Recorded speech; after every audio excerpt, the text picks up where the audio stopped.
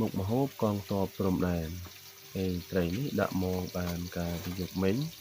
ចឹងក៏គាត់បងប្អូនមើលលេងនៅក្បាលវីដេអូបងប្អូនថាគិតថាខ្ញុំធ្វើម្ហូបត្រីរៀលនេះហើយប៉ុន្តែមិនមែនទេថតឲ្យមើលត្រីរៀលតែធ្វើម្ហូបផ្សេងចឹងបាទ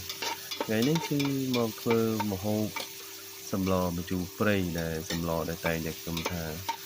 កំពុងតែពេញនិយមគឺសម្លម្ជូរព្រៃនេះហើយបាទគ្រឿងបែបផ្សំបែបងាយបាទដំយកដាក់ស្លតែម្ដងហើយនេះបាទជាសាច់អ្នកចិត្តខាងក៏តែងតែមកឧបត្ថម្ភបាទអ្នកចិត្តខាងនេះឯងគាត់គិតបានយូរគាត់មកឧបត្ថម្ភ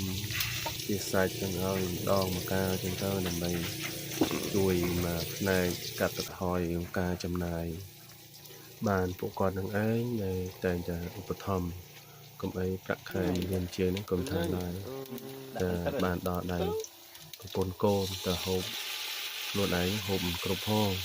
ចឹងនេះចូលសាច់រឿងក្នុងចិត្តបន្តិចទៅយើងមកនិយាយពីសម្លរបស់យើងវិញថ្ងៃនេះគឺជាចុងភៅថ្មីក៏បង្រៀនឲ្យស្លអញ្ចឹងណាអញ្ចឹងបងប្អូនចង់ដឹងពីរបៀបស្លទៅមើលវីដេអូនេះជាបន្តបន្ទាប់នឹងមានរបៀបស្លនៅក្នុងវីដេអូនេះពីខ្ញុំទៅជួបគ្នានៅវីដេអូក្រោយបាយបាយ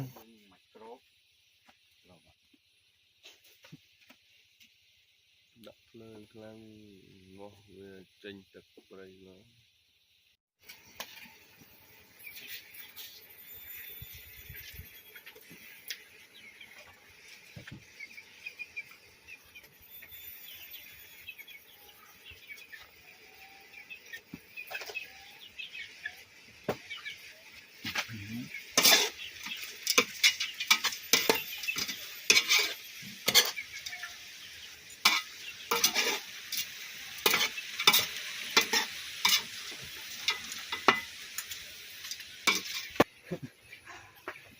នឹងឲ្យថតចឹងឃើញតែផ្សែង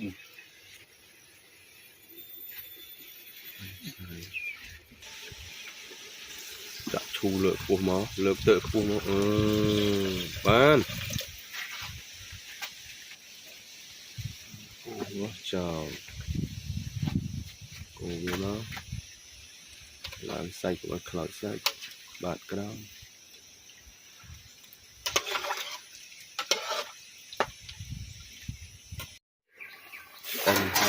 អិនហើយដាក់ប្រវាយទៀតជប់ទៅវិញយកពាក្យពីអាលីនេះយកពាក្យ